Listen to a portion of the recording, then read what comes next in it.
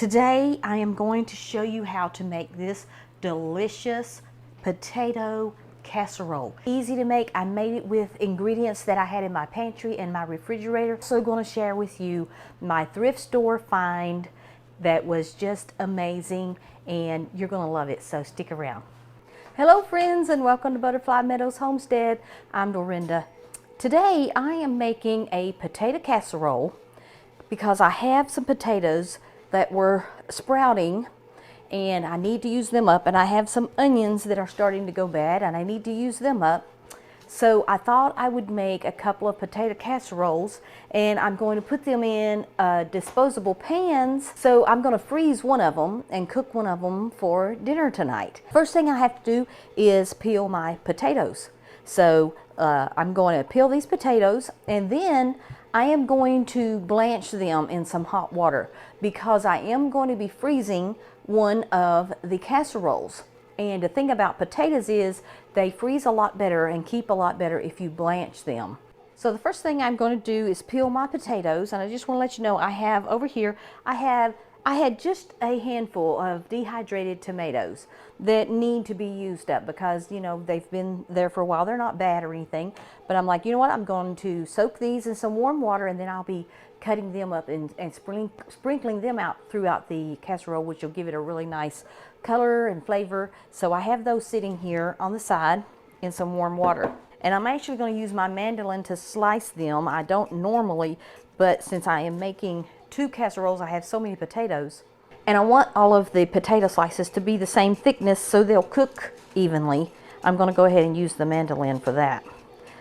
So I've got all of my potatoes peeled, and I am just going to slice them here on the mandolin. Put my cutting glove on, and we are going to slice these up, and then blanch them. Make sure I got the thickness sit about right. That's pretty good. I guess that is 1/4 of an inch, maybe. Kind of thick, not too thick. The important thing is that they're all evenly thick, so they cook evenly. You know, so I'm going to go ahead and put these over here in my boiling water. Turn that up a little bit, and have my oven preheating to 375. And as far as how long to blanch these, I would say 3 or 4 minutes. It doesn't take long.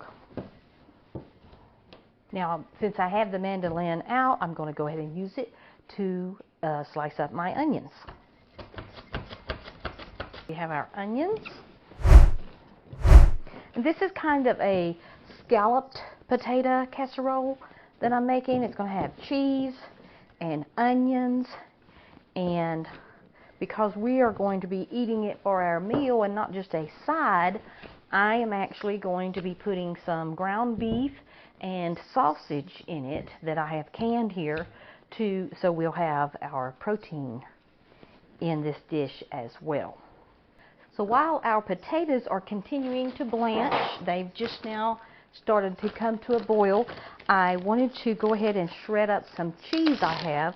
I have here this block of cheese. This is a green onion cheese that I bought in a block, and we've been eating it on sandwiches, but it's going pretty slow.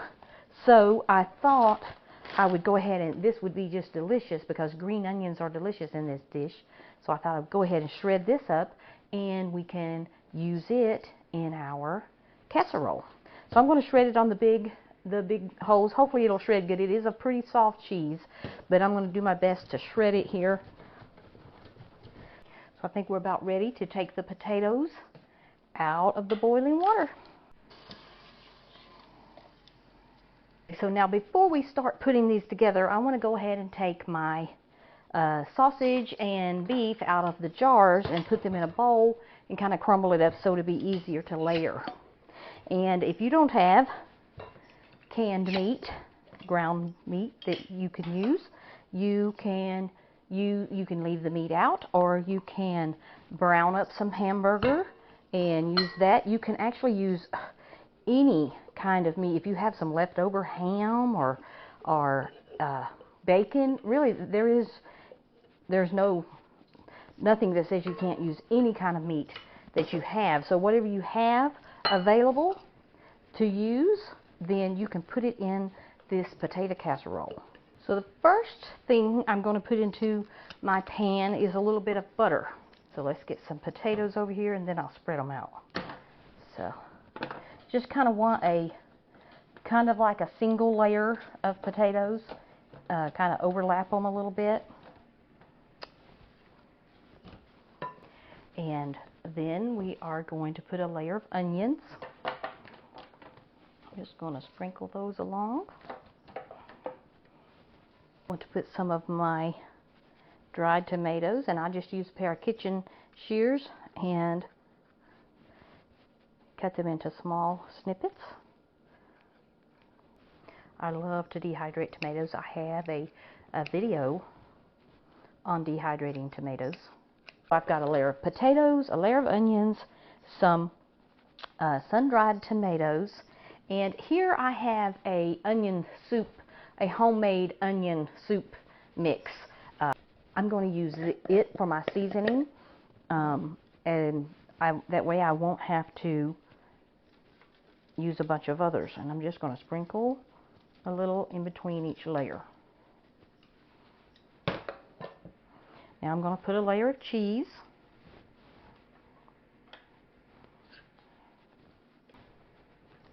Now I want to put a layer of my meat. Now this is going to be a little hard to do with a spoon, so I'm just going to use my hand. Then I'll just rinse my hand off.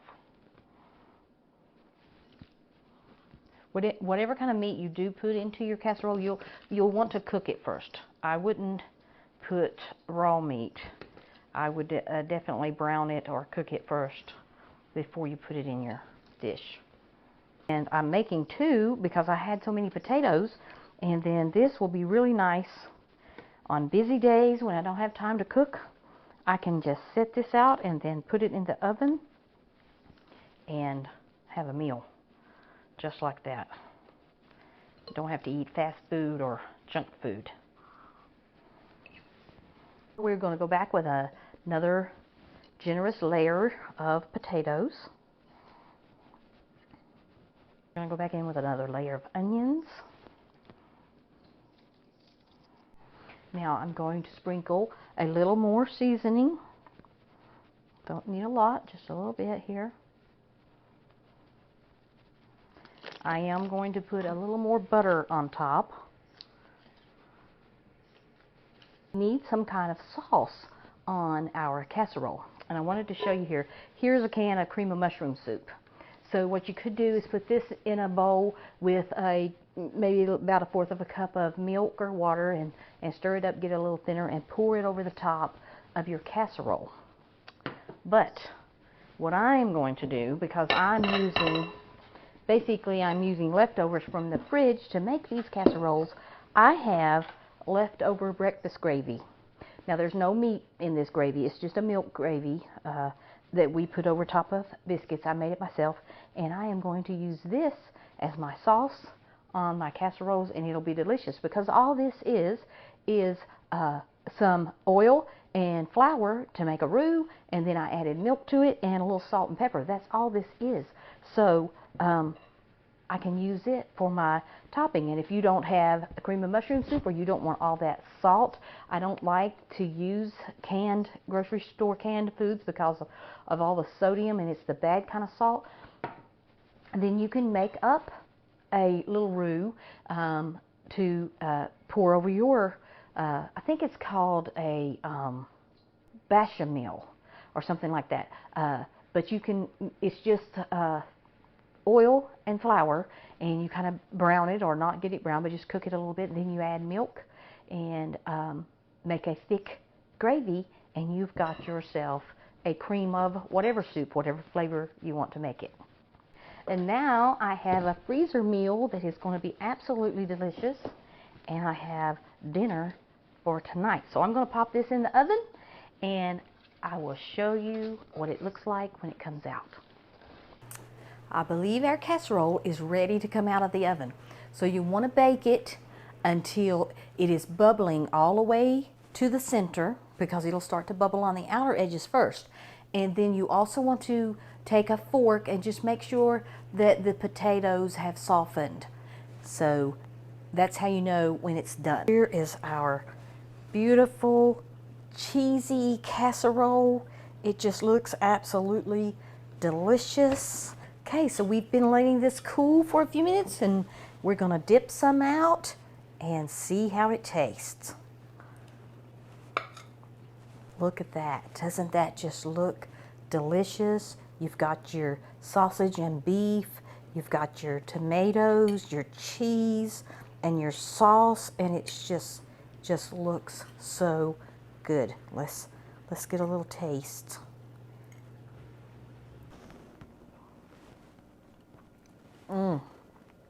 That is so delicious. This is going to be a fabulous meal for my family. And guess what?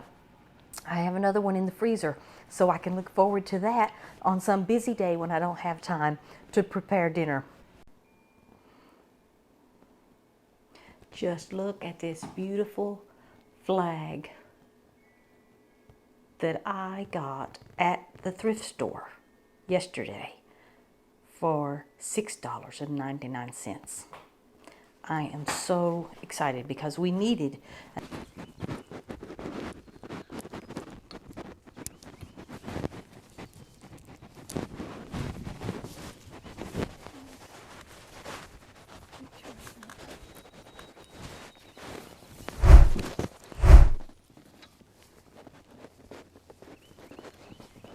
Ready? Yeah.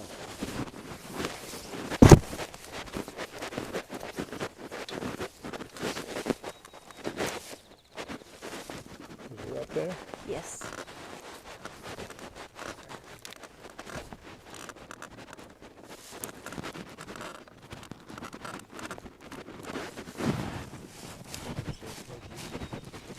Come over here. Come over here. Okay. Stand sideways. All right, you ready? I pledge allegiance to the flag of the United States of America and to the republic for which it stands, one nation, under God, indivisible, with liberty and justice for all.